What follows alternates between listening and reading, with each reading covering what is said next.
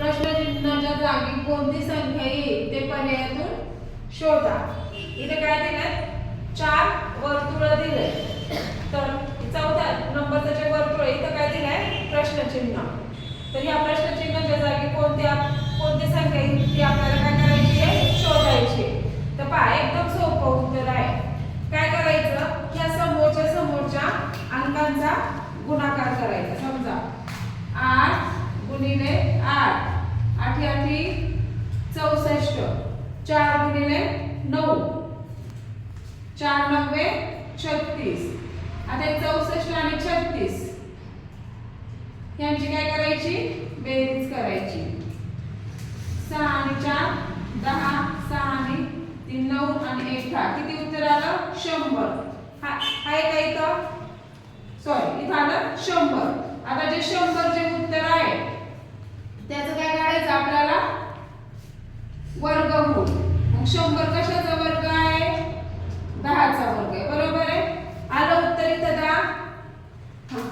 आता आपण ह्या बाबतीत करून पाहूया. ठीक आहे.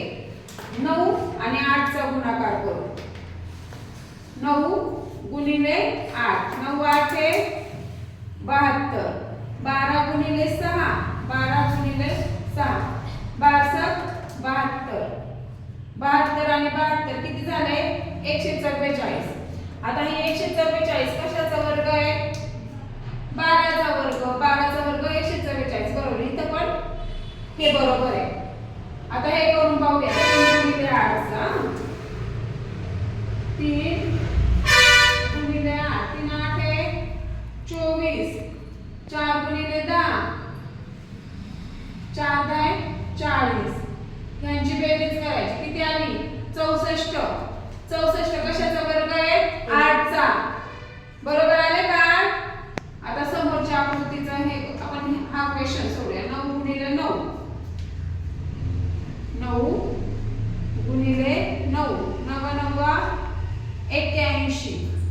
5 गुणिले 8 5 गुणिले 8 8 पंचे 40.